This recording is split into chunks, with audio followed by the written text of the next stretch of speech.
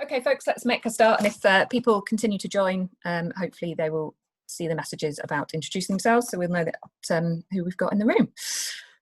So, as I say, the main housekeeping things are, please keep yourselves on mute until we get to the point where we will enter the discussions.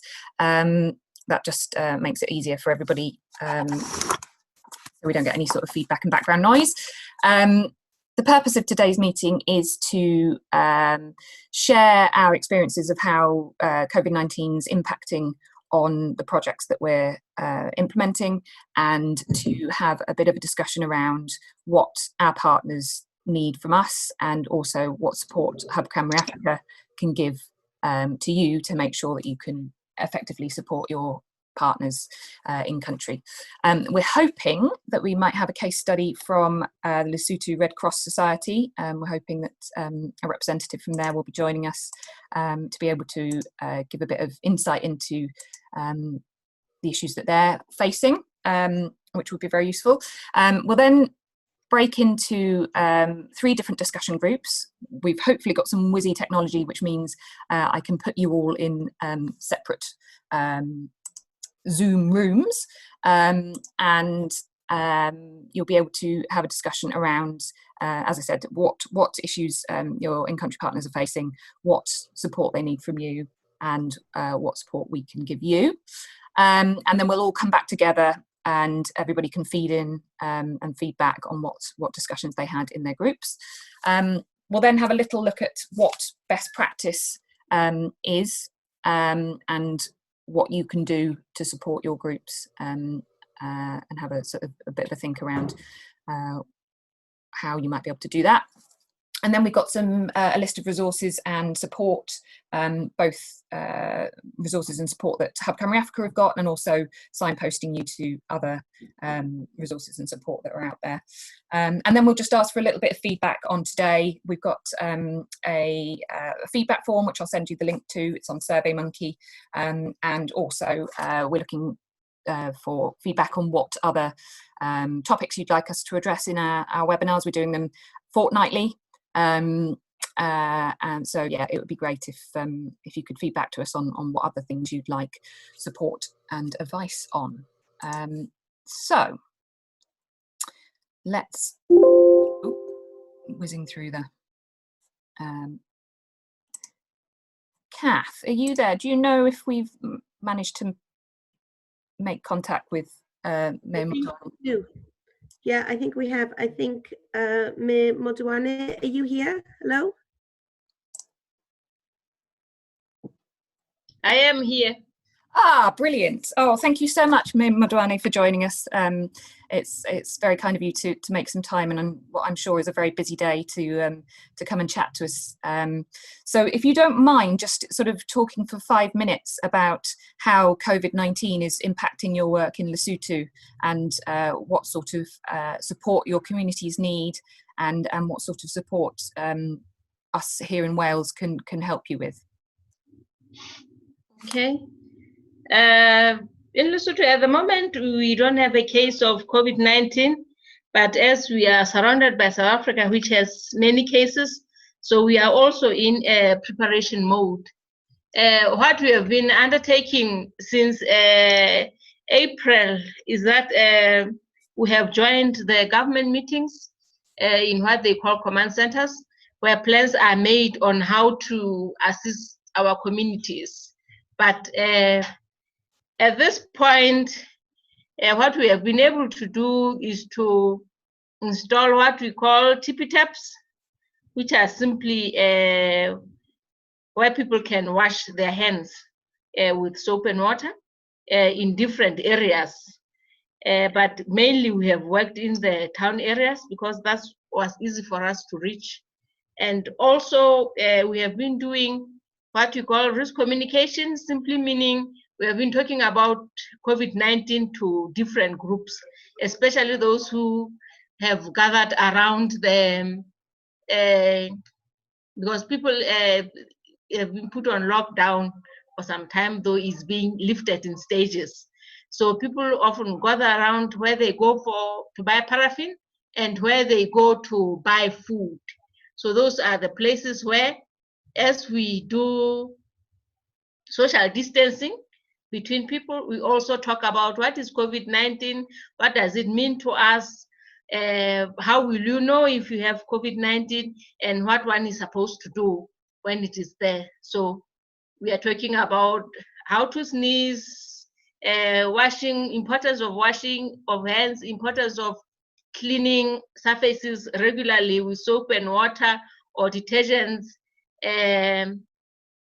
such things. So the whole WHO messaging, what they call social mobilization messaging on COVID-19. And also the importance of self-isolation when one is feeling sick, and also of going to the nearest clinic, and the hotlines, though they're actually not working very well. So, but going to the health center, that's what works well. So the health center will be able to call the hotline or call the, what you call the DHMT, which are district health management teams, to come and but with the ambulance to take such a patient to designated areas where they can be tested and be self-isolated away from their families. So the other thing that we have been doing, not necessarily in Tabatseka, is the porous areas in Lesotho where coming from South Africa is easy. So we have been helping the government there in screening the patients as they are coming into, not the patients, now I mean screening people as they are coming into the countries. So those who show signs of COVID-19, they're the ones that are taken to the designated areas, but those who are not showing any signs, they're taught on how to self-isolate at home. But those who are unable to self-isolate at home, they're taken to, there's a hotel, sort of, but it's a BNB. They're taken to BNBs so that they can stay there for 14 days so that they don't infect their families. Yeah. So I think that's about it. But then we are working within the parameters of the plans of the government. We can't do our own things. Yes. So there are things that they allow us to do. There are things that they don't allow us to do. That's about it. Thank you. And what are the main challenges that that you guys are facing in Lesotho in terms of supporting the communities you work with? Yes, the main challenges that we face at the moment is, at first, it was inability to travel to areas where they actually need the information, because we were mainly doing the things that we are doing in the towns. But then in the village where they actually need information, we are unable to reach at village level. Even though at times there will be public speaking instruments that one will be talking while the car is traveling through the villages, but that is not an effective way of passing the information. Okay. Okay. Yeah, so those are our main challenges. Mm-hmm. And what can we do here in Wales to help support the work that you're doing? Okay, I think mainly what we need are the soft things like volunteer allowances, which mainly is just for transport, their lunch, so that they can reach as far places as they can, and to fuel the cars that they can go to reach these other places. Because at times when there were, let's say, WFP was distributing, and then we are saying we can join you, they were saying, if you bring your own vehicle, you can join us and talk to the people we are going to talk to. But otherwise, we can't carry you in our vehicle, because now there has to be only 2 people in a vehicle. Okay. So those are the challenges that we face. Okay. Okay. Thank you so much, Ms. Moduani. That was very helpful and interesting, and will help us to think about what we can do to support our partners in the various countries in Africa. So thank you very much for that. Does anybody have a quick question for Mir Modwane?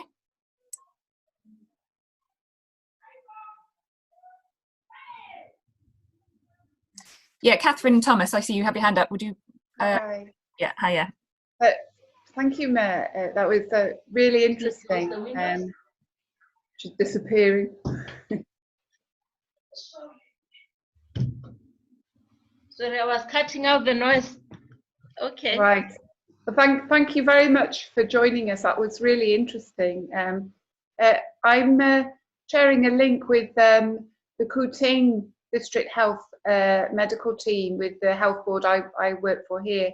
And one of the things they've said is that they are trying to reach the remote villages, remote populations using village health workers. And that's quite strong in many African countries, is the kind of lay health worker, village health worker, community health worker, health extension worker. But the challenge there was they had no funding to do that from the government. So I was wondering if you heard anything about trying to get that, because that workforce is in every village in Lesotho, how we can support that workforce in understanding what they need to do and helping them do it. Okay, yes, that is the main problem actually, because now we can get people from the towns be the ones that go to the villages, would rather incorporate the COVID-19 messaging into the village health workers, because they're already doing public health messaging in the villages, so they can carry on this one as well. So is this, if we just simply send money, would that make a difference? Would it reach the right people to enable something to happen? I think it will, because now it will give us a chance to train the village health workers, especially in Kuti, which is the one that is experiencing the most influx from the fruit farms in South Africa. People are coming back home. Well, maybe I can contact you outside this meeting because it's specific to Lesotho, but I would appreciate speaking to you for advice. Thank you. Okay. Okay. Great, wonderful. Thank you, Catherine. Great. Okay, so the next section of this webinar, we're going to split you. Sorry, but I think Amy had a hand up. Oh, sorry, Amy. You're spread over two screens. I didn't see that. Yeah, thanks, Kath. Go ahead, Amy. Thank you. It was just a follow-up in terms of the ways of communicating with the community. So I know there was a call 2 weeks ago, and one of the guys on that call, I've forgotten his name, was saying that going out in the community with loudspeakers is quite an effective way of communicating. So I was quite interested to hear that maybe that's not always the case. And just to ask, in terms of communicating the right messages to the communities, what would be recommended? Because I know, again, on the call a fortnight ago, there was talk of that the people going around offering vaccines for money, and that's kind of stuck with me, and I kind of really keen to get the right information out there. We've paid for some airtime for our community group leaders, but I'm just not sure if that's going far enough in terms of how we can really get the right messaging out there. Okay. Us using the loudspeakers, I think it's effective and not effective, because we are actually in the car talking on loudspeaker. We are not even sure if people are listening to what we are saying, and we can't even monitor it or measure before and after if the message has passed. That was my take on it, because I was just thinking, if we are not actually, because now we can't truly communicate because of the lockdown that is not yet over, because we are not allowed to have meetings yet. So, but that was the best that we can do with the situation. Mm-hmm. Yeah. And also with the airtime that is given to the chiefs, it would be effective if we are sure that the chiefs they wouldn't be the only ones that are listening in, because now we have started teleconferencing, talking about the COVID-19 messaging, which allows people to ask questions so that we can answer them back.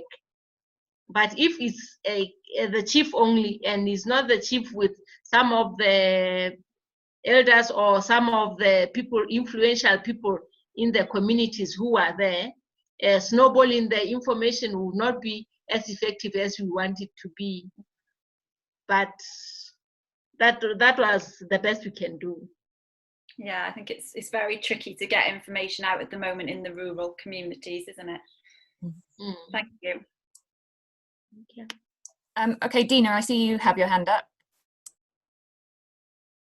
You need to unmute yourself first. Do you think there's a danger if you send people out to rural communities that don't have any contact with the outside world, that you're actually taking the workers going in, might be taking the infection? I'm anxious about sending people out to remote rural communities because they'd be spreading the infection themselves.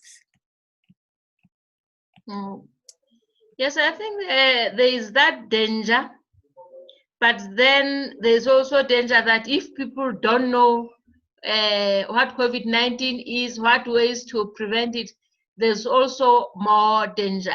The only thing that we can do is to provide them with PPE, masks and sanitizers, and also talk to them about social distancing, that they should adhere to it. Excellent. Yeah, there's that danger, yes, I admit. Okay, I think we've got time for one more question, and Tabitha, I see you have your hand up. If people have other questions, please do type them into the chat box, and we'll come back to address them at the end if we've got a bit of spare time. But yeah, go ahead, Tabitha. I'm not sure if this fits in best here or later on, because it sort of speaks to some possible support that Hub Cymru Africa could give as well. Okay. But something that I've become aware of quite recently is, I think they're calling them chatbots.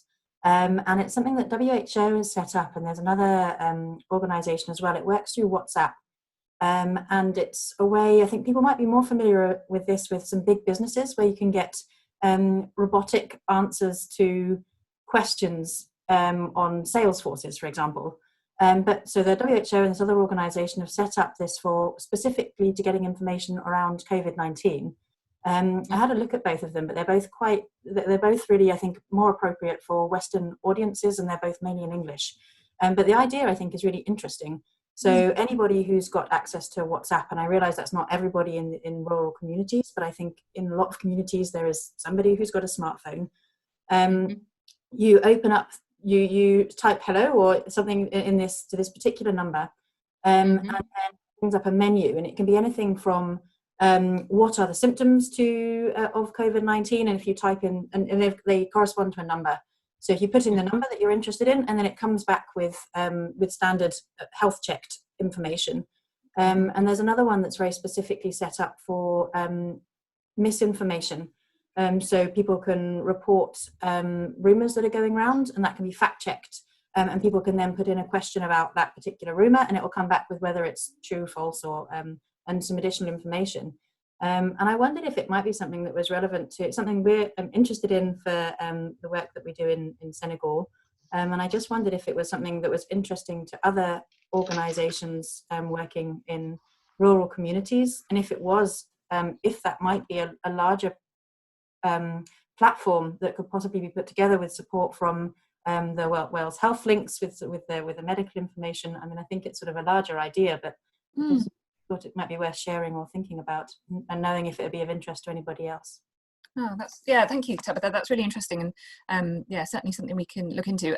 Actually, at the moment, we do have some WhatsApp groups set up by region. So if anybody's interested in joining their regional WhatsApp group, do send us an email on the advice email, which I can share with you later, telling us what country you work in and what your phone number is. And the WhatsApp groups are just a forum for people to share their challenges, share what they've learned, share what their needs are, and just have a bit of sort of peer learning between groups that are working in similar contexts. We're hoping if and when we get enough people involved that we'll be able to potentially split them into country groups, but at the moment they're West and Central Africa, East Africa and Southern Africa.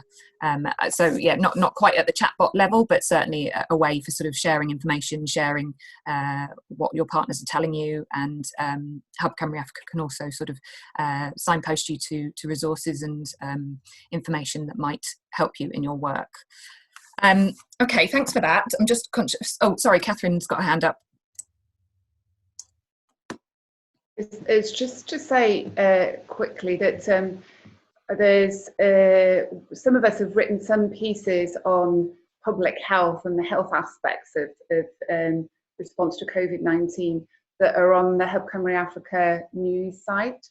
So, and I'm doing another one with some colleagues that will probably put on a blog site and link to it. But I'm admitting here that I'm getting a lot of the information from the webinars that Hub Cymru Africa have done and things that people have said.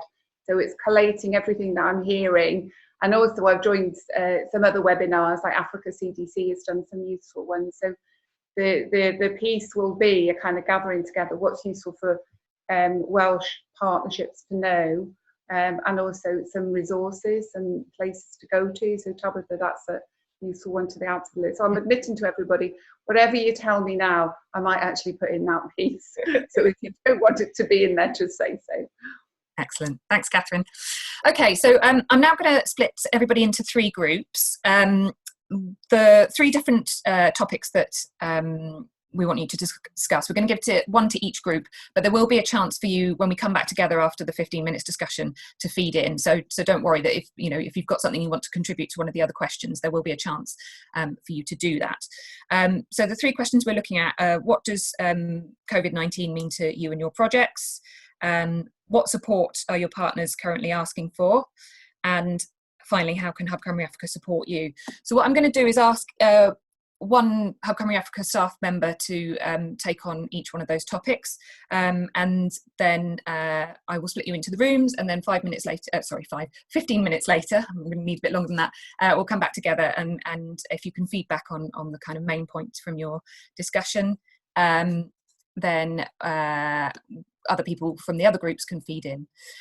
So I will attempt to do this. Bear with me because it's the first time that we've used these breakout rooms. Actually, I'm sorry, in terms of the questions, Emma, if you don't mind taking on the what does COVID-19 mean for your projects? Fid, are you still there? Yes, you're still there. Do you mind taking on what support are you and your partners asking for? And Han, are you happy to do how can Hub Cymru Africa support you? Great. Okay, let's do this. I am creating rooms.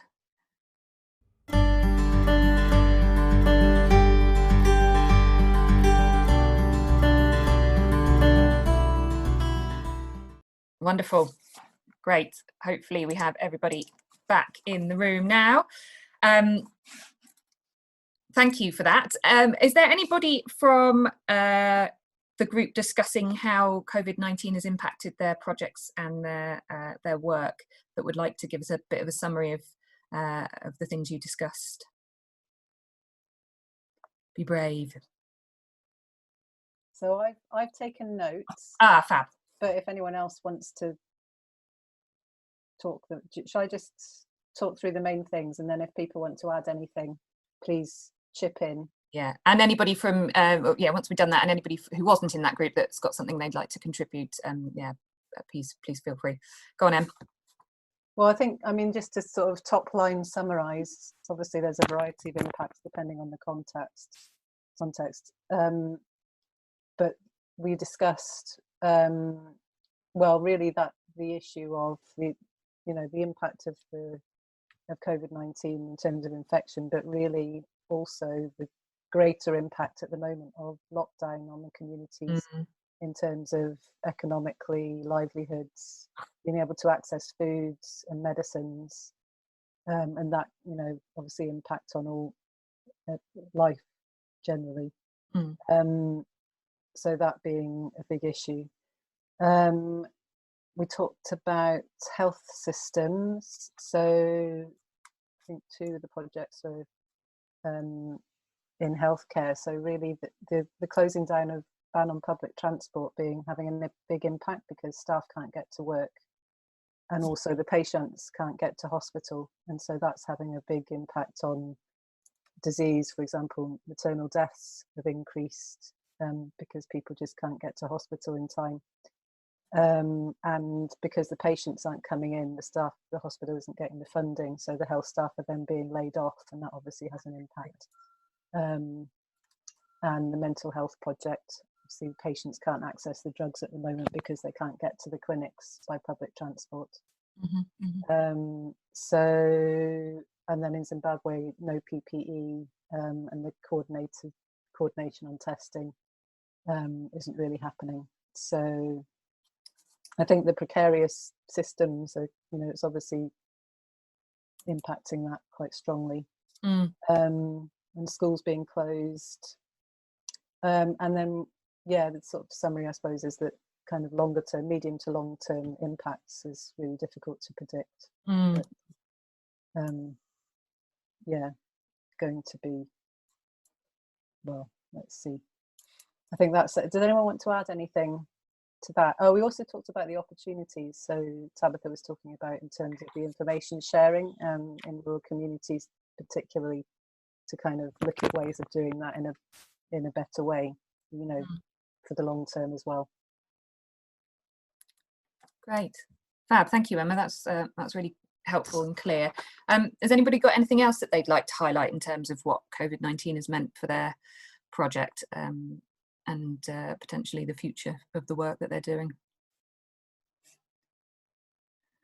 No?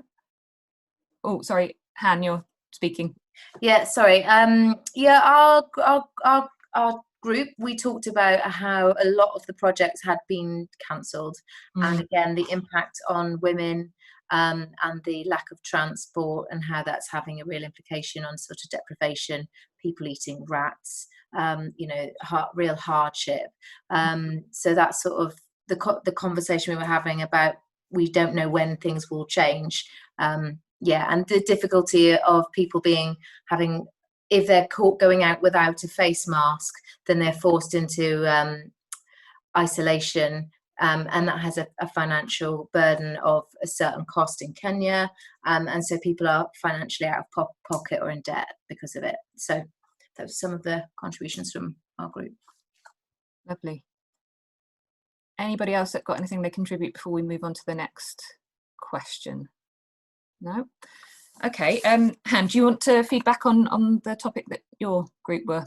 Yeah, so in our group we talked about how Hub Cymru Africa can support you all. In our group we talked about how Hub Cymru Africa can support you all, and we had a shared slide which actually disappeared when we left the chat room, so I'm doing this from memory. So I would very much like to hear if I've missed anything. So Melanie, Catherine, Amy, please tell me if I miss anything. So we talked about 3 areas of support being needed and 3 areas of deprivation: information, mitigation and resilience. And in terms of information, we found that most of the information that groups were finding was EU or US related, and so it wasn't appropriate. So our groups need to be able, we need to share with our partners in Wales information that they can share with their partners in the south, information that's relevant and suitable for their context. Melanie was talking about how there's little appetite for fundraising for African appeals at the moment, and how difficult and challenging that is, and whether there's anything that Hub Cymru Africa could do to sort of level the playing field and bring more tolerance to African appeals. One of the things I did want to respond, which we ran out of time in our session, was to say that is something that WOAG, the Wales Overseas Agency Group, are looking at drip feeding media stories into the media currently, to raise awareness of the situations in Africa, and then from there we'll be able to launch in with some fundraising campaigns or creating more of a level playing field for international fundraising.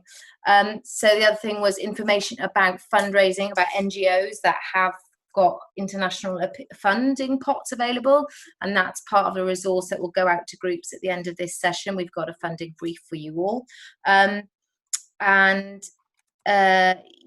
That was it. And then in terms of mitigation, how do we ship stuff to Africa in an appropriate and safe way? Although we all agreed we don't normally ship stuff, there are a few things like oximeters and a few other very accessible medical items which could be very helpful. And so what's appropriate? So Amy's question was, it's not aid, but that's not what we do. But if we do need to send something specific, how might we do it, and where are the boundaries? So some sort of guidance on the ethics around that. And then the final category, I love Donald's clarity on the categories actually. Resilience, I think that was right from memory, was how can we support them with resilience? That we'll be here for you after this, but also data and data sharing, how we can send money safely and securely without the big fees. What do we know about sending? Reassurance. Oh, thank you, Donald. It's reassurance. Yeah, how to send money, how to be present with partners as well, so they know we'll be there afterwards. Yeah, I think that's it from us. Wonderful. Has anybody, either from that group or any of the other group, got anything they want to contribute in terms of you know, what support Hub Cymru Africa can offer? I'd just like to just say that the information you're currently sharing in terms of the webinars, the WhatsApp groups, I think have been really helpful for me personally. It's nice to feel quite connected, so I've really valued that, and I'd like to see that kind of continue. Brilliant. Thanks, Amy. Ewan, you had your hand up to say something. Go ahead. You'll need to unmute yourself, or actually maybe I can undo you. No. Can you hear me now? Yeah. Yeah. Thank you. One point I'm conscious of, we work in mental health services, which are always at the bottom of everybody's agenda. And COVID comes along and there's any amount of money poured into it. And also there are all sorts of other ramifications. We are still facing the same fundamental problems, or will do, after COVID has passed.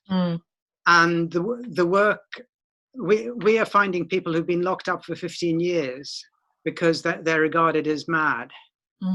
And we are going to struggle to find funding because everything is going to have to be COVID related.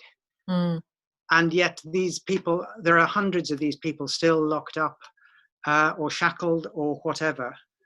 And I was working in Africa in the 80s when HIV came through, and it was the same then, that all the funding went into HIV, and yet we still had kids dying of diarrhea and vomiting. And so it's an appeal to the people thinking about funding, not to put everything into specifically COVID related.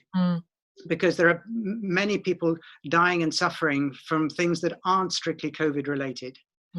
And it's a difficult balance to get, but I do think it's something that needs to be thought about. So maybe there's a role that Hub Cymru Africa can play in terms of sort of advocacy around, you know, not forgetting those other issues. Yeah. Okay. Thank you. Howell, you have your hand up, and then Paul, I'll come to you afterwards if that's all right. Yeah, I'm sorry, I kind of dipped in and out of the meeting a little bit. I lost power on my phone while I was charging around Lidl, trying to, you know, keep the family together at the same time. But I'd just like to echo what Ewan has just shared. Actually, you know, there were crises in Africa and all over the place before COVID, and those crises will probably be exacerbated by the response that there's been to the COVID crisis. I think, you know, one of my observations about Africa is it's a particularly young continent. I know its healthcare provision is vulnerable, but it's a particularly young continent in terms of its age profile, and the profile of COVID victims tends to be higher up the age range. Certainly the engagement that we've had with Africa in many countries over the past few weeks has been rather die of COVID than die of starvation. And I was in a meeting this morning, a UN meeting that was looking at the exit strategies that there would be across the continent, and that point kept being reiterated. You know, I think that the challenge that we're all facing, all of us who are interested in well-being and you know, the future of Africa, would want to see an Africa coming out more resilient, and it at the moment it's looking like it might be coming out you know, a bit more challenged than more resilient. So I would echo what Ewan has just said, really, that if there's an opportunity to continue with existing programs, I think that's certainly for me, that's where I want to be putting my attention right now in the work that we're continuing to do in Africa, rather than, you know, going with the you know, I mean, you know, I understand it's a huge topic, but there are other topics beside it. And when COVID is still gone, we're still going to be faced with those challenges. Excellent, thank you, Hal. That's very useful. Paul, go ahead. You had your hand raised. Oh, let me unmute you a second. Oh, I don't think I can. Paul, yeah, sorry, you're going to need to unmute yourself. Fabulous.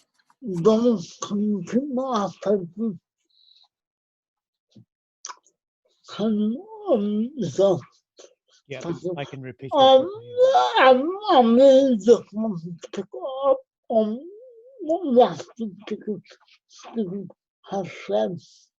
would just like to pick up on what the last two speakers have been talking about.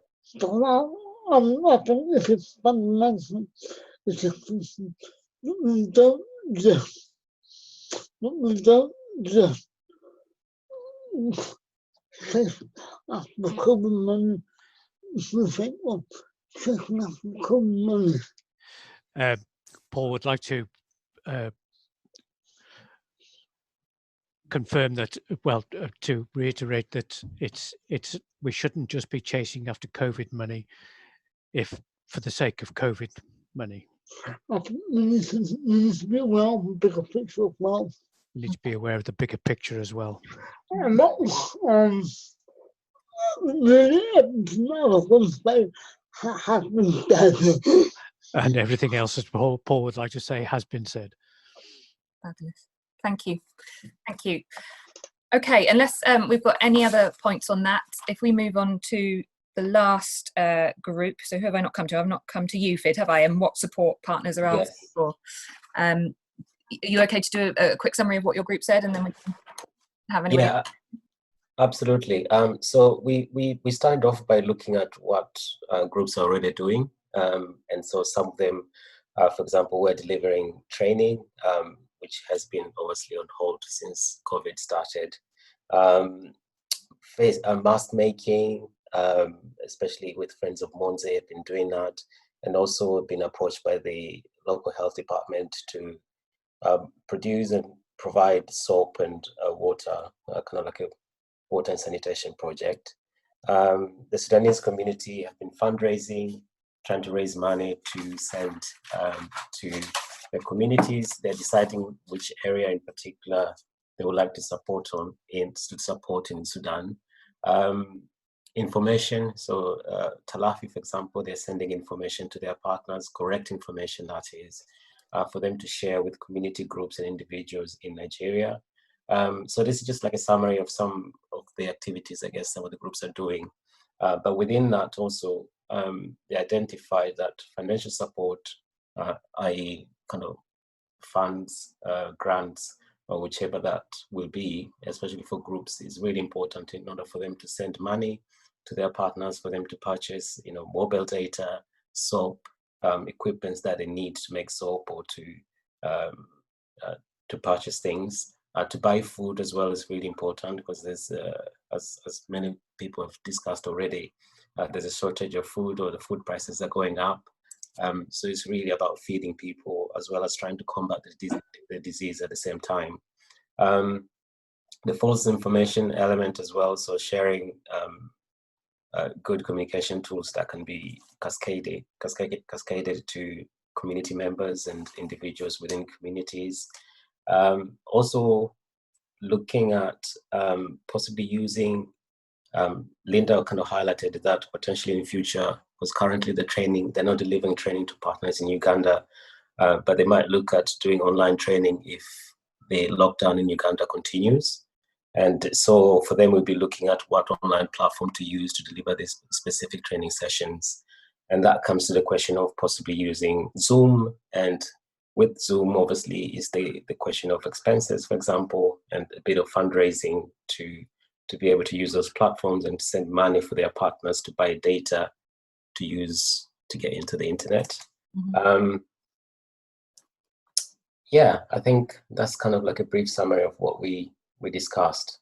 The key thing is, especially in Uganda, the travel restrictions is causing a major havoc to most groups to do any sort of work, really. Lovely, thanks, Fidelia. Is there anything anybody else would like to contribute in terms of what their partners are asking for in terms of support? Catherine, yeah, go ahead.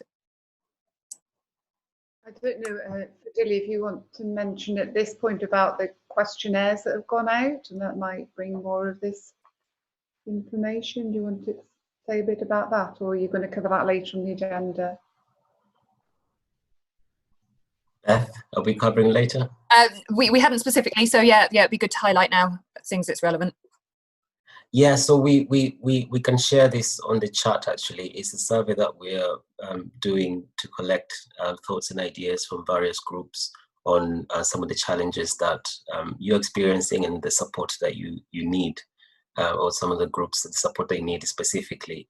I think there was a mail shootout that went to various health links, and for Hub Cymru Africa, I think it will be a newsletter that's coming out soon. Will come along with the attachment, but we can also share it on the chat. But it'd be really nice to get your thoughts, opinions on some of the challenges you're experiencing and some of the areas that Hub Cymru Africa, World Africa Health Link, and other supporting bodies can help and support. So we'll share that soon. Catherine, do you want to add anything to it? No, that's fine. It's just trying to reach some people who maybe are not able to join these webinars if they're, working during the day. So to get some of that back, and we're experimentally trying to reach some health workers, because we know there are quite a lot of people working in Wales, and I know through the SSAP there's quite a lot of diaspora communities who are doing something with their communities back home that we would be rich information for the rest of us, which we're not necessarily capturing. And we know there's a large number of health workers from sub-Saharan Africa, well, hundreds across Wales, who I'm sure are all doing something that we're not aware of. So we thought we'd use this opportunity to try and get that into the networks, health worker networks in Wales. I don't know how successful that's going to be, but if anybody does know a diaspora health worker, please draw attention to the questionnaire that's coming around. Yes, please. We start receiving a few responses, so it's picking up really well, and it would be great. I think by this afternoon we had about 20 responses, so it'd be really nice to get your thoughts and opinions, please. Great, thank you. Does anybody else have any points that they'd like to highlight? No? Okay, all right. Okay, so we'll now move on to the next section of this presentation. Emma, if I put this on the screen, are you happy to take over the hosting? Great, I will share my screen now so you can see the presentation. Lovely, hopefully. Great, and then can I still share from mine as well, can't I? Sorry. I think so, yeah, I probably have to stop sharing, but yeah. Okay. Great, thank you. Sorry, my computer just went off for the last 5 minutes. I've just managed to log back in, so I don't know if I missed anything important. Sorry, I'll try and catch up. Yeah, so we're just going to talk through sort of best practice tips, really, and a lot of these things we've talked about already have come up through the discussions that we've had. But really, in terms of looking at the context at the moment, and what your partners are doing, what they can do or can't do, to really look at the needs and also look at the risks. So we've talked about the risks of doing programming that you're not used to doing, going into different areas and things like that, and also taking into account gender and vulnerability, so making sure that you're looking at the differential impact on women who might be carers and men who might be more affected by COVID-19, and also people with chronic diseases. We've talked about mental health issues, HIV, AIDS, disability, and so on. So taking that into account, and I think we kind of know the picture that's emerging.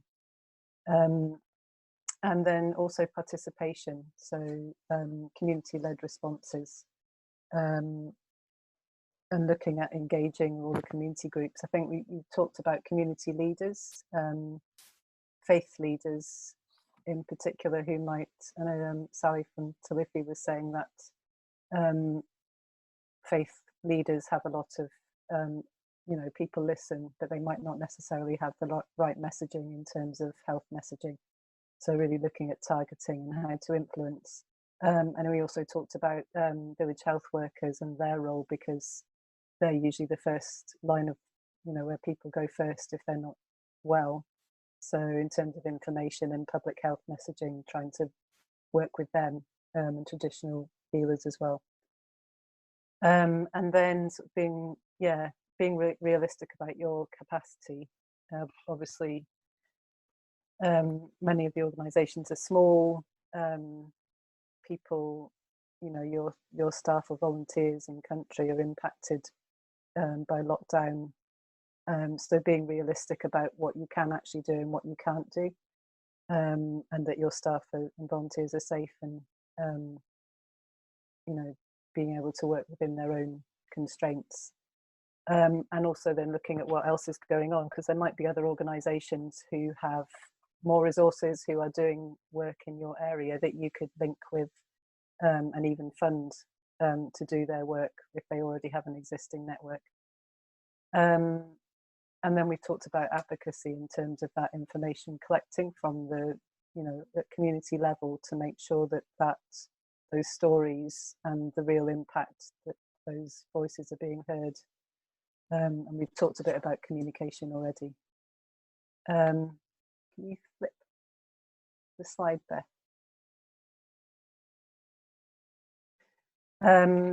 So a lot of this we've discussed already in terms of some of the things people are doing. So that thing of giving clear, correct information and myth busting and that kind of thing. And also looking at the technologies. So what sort of tracking the rumours and myths and myth busting, looking at WhatsApp, audio, radios, phone, providing phone credit and maybe Wi-Fi. And also challenging stigma around people coming forward for testing. And making sure that it's sort of WHO level information. WASH, that's come up in terms of people, you know, sort of household level tippy taps, basic technologies that people can use at this time. Hand washing, hygiene near markets, so thinking about where people might need more sanitation and hand washing. Local health workers we've talked about as well in terms of village level and trying to get messaging to them. And then obviously the impact of lockdown, which is a massive, massive issue in terms of isolation of vulnerable groups, food, cash distribution if the markets are working, and then looking at alternative livelihoods such as making masks, hand soap or sanitizer. And then obviously the solidarity strategies that we're seeing in the UK, so things like organising to collect food and water and medicines for vulnerable people. So looking at whether there's a role for your partners in doing that. And then obviously the longer term, we've talked a lot about the longer term of the current projects that you're doing, and you know, trying to make sure that they can continue or at least go on. How can you put them on hold, or how can you revise them so that you can continue that work, and looking at your longer term goals and objectives. So that's the main thing. So does anyone want to add to that before I go on to talk about resources and funding? Or has anyone got any questions?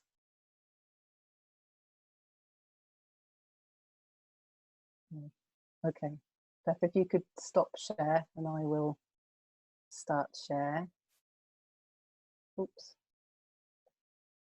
Okay.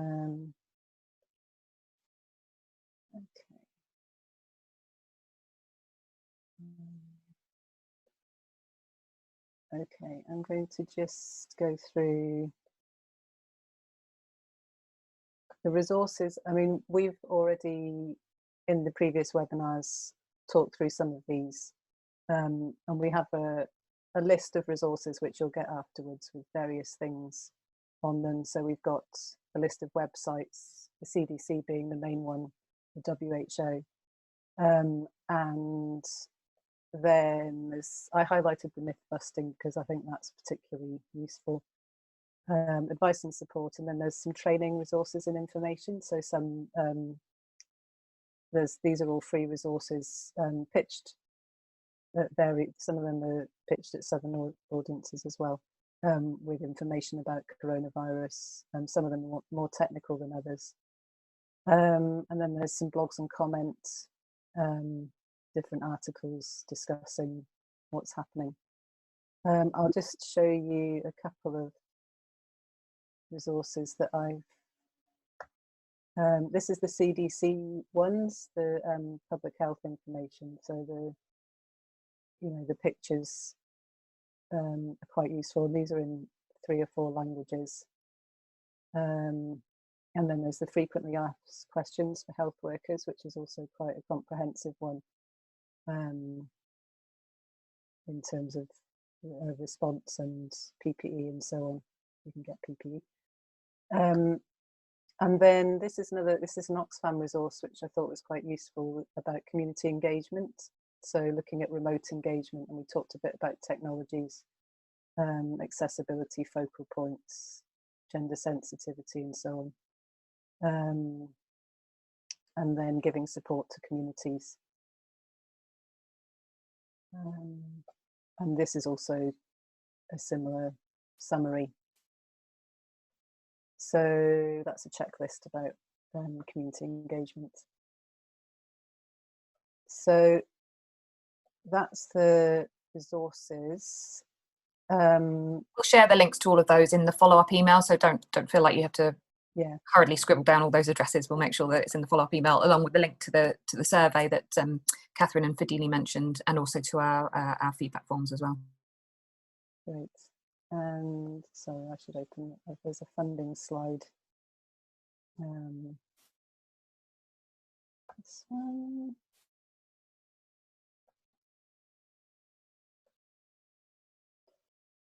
This is just a kind of summary of, and we talked about funding in terms of your current grants, the current funding that you have, and looking, advocacy to them in terms of how you want to work with your current project and whether you can put it on hold and resume afterwards. There's some current grant givers and trusts and foundations who are doing responses, so pivoting their funds to COVID response.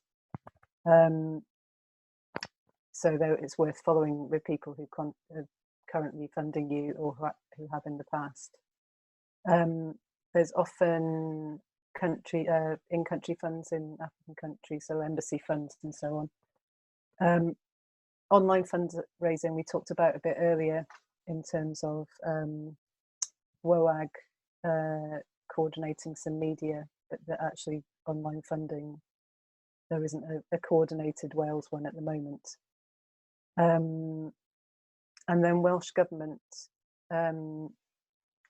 you'll know Wales for Africa funding, the last round wasn't allocated, but will be repurposed to look at COVID-19 response. And I don't know if you discussed when I wasn't there, but in terms of how you'd like to see that used, I think Welsh Government are open to consultation at the moment in terms of your current projects and versus response and mitigating the impact of COVID. And then there's some information about DFID. I'm just going to go back to my funding summary. So there are some specific funds at the moment. So FET have a health worker fund, but it's only for a limited number of countries, and you have to have had FET funding before to access that. But there are other funding opportunities available. We have a list of them here. Emergency funds. So we'll send this out to you. And also, if you contact the development support team, we're happy to filter them, go through them with you and discuss what might be suitable or not. I think that's it really. Has anyone got any questions or people? I know there's a couple of donors on the call actually. I don't know if anyone would like to add from Hedfin or Waterloo what you're doing or your approach at the moment. So I can talk about Waterloo Foundation. So our trustees have put in some additional funding for COVID-19. But I think speaking to some of the points that were made earlier, we are prioritising supporting our current grantees through this particular period.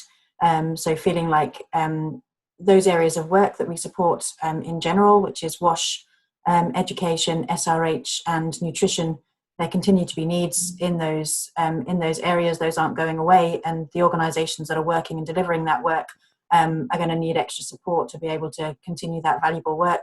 Partly through this, sort of through the period where restrictions are in place, but also in the longer term, there's going to be a period post this when it's sort of getting the recovery period where probably need extra support as well. So we're really focusing on additional support for our current grantees, and especially our larger grantees at the moment, and that can be so a lot of it will be adapting their programs to be able to deliver it, and in some cases if they're needing some support to sort of stop going underwater, so in country staff costs if they're really struggling, it's around that. Thank you. Think back to you, Beth. Donald,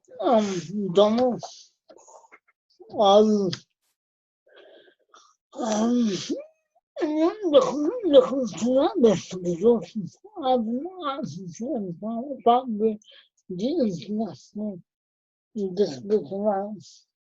Paul didn't see anything on the list that was shown.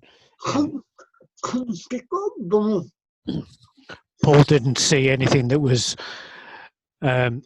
available on the list that was shared about the International Disability Alliance that was collecting information as well.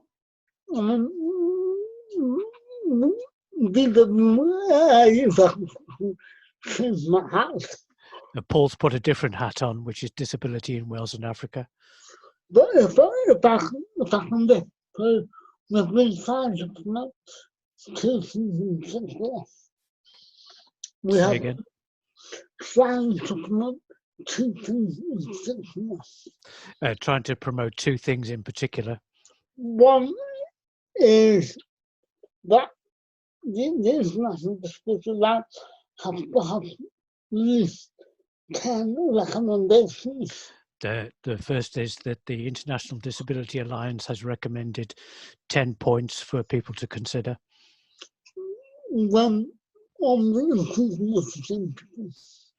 including disabled people. Second, this is the norm, the website. You can look at some of these links are on the Disability in Wales website. And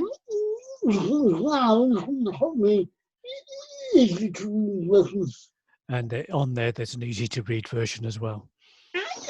The second thing is that international disability organizations. The other thing is, second thing is that there are 6 international disability organisations who have international disability organisations who have come together. These 6 organisations have come together to get a survey as to how effectively people disabled are being the battle against COVID-19. The survey is looking at how disabled people are being included in the battle against COVID-19. It's very much a monitoring form. Yeah, actually, the survey is done. The survey is long. And even the UWA has mentioned and that's where all those people, because even if you can't answer the question, you can be aware of the question. Yeah, even though the questionnaire is probably fairly complicated, it's useful to have a look at it because some of the questions that are asked on that can be used elsewhere. Yeah, if that can send them to Beth. Paul would like to send this to you, Beth, afterwards, and then you can share it. Then please circulate it. Yes, not a problem. I can include that on the links to things that we're sending out. Thank you for that, Paul. That's really useful. Thank you. I'm just aware that we're coming towards the end of our session. The final requests that I have for you basically are when you get a chance to fill in our feedback form. I've sent the links in the chat box, but we'll also send them out in the follow-up email. And also to highlight that in 2 weeks' time, we're going to have a webinar on distance learning, which obviously is one of the things that has been highlighted in these discussions as useful. So that's the topic for our next webinar. But to ask if you've got any thoughts about topics it would be useful for you to hear about in relation to COVID-19 and the impact that's having, please do let us know, and we can pencil something in for a future webinar. I think we're looking at doing one on the impact on women, because again that's been highlighted as an area where the impact is disproportionate. So yeah, if anybody's got anything they want to mention now, please do, or do feedback to us after this webinar's finished. So if anybody's got anything they'd like to say, now is your last chance, so please please raise your hand. Otherwise we will draw it to a close. No. Oh, Han, you've got your hand. Just wanted to signpost people again to say that we have got the WhatsApp groups. So for anybody working in West or Central Africa, we've got a WhatsApp group. Anyone working in Southern Africa, we also have a WhatsApp group, and Eastern Africa. So we've gone with the African Union groupings. So Zambia and Zimbabwe are with South Africa, and Lesotho, and Senegal's with Ghana, for example. So if you want to join us, please let us know, because it's going to be how we're distributing things that you can easily share with your partners via WhatsApp. So that would be great. Okay, cheers. Wonderful. Thanks very much, everybody. Particular thanks to Modwane for finding time to join us. We really do appreciate it, and to have your perspective has been really useful. So a big thank you for that. But if not, hopefully we'll see some of you again in 2 weeks. Or we're always available through the advice inbox. Well, not always available. That makes it sound like we work 24 hours a day. But if you do have things that come up in the meantime, do get in touch through the advice inbox, and we will endeavour to help you. So okay, thank you very much, everybody. See you soon.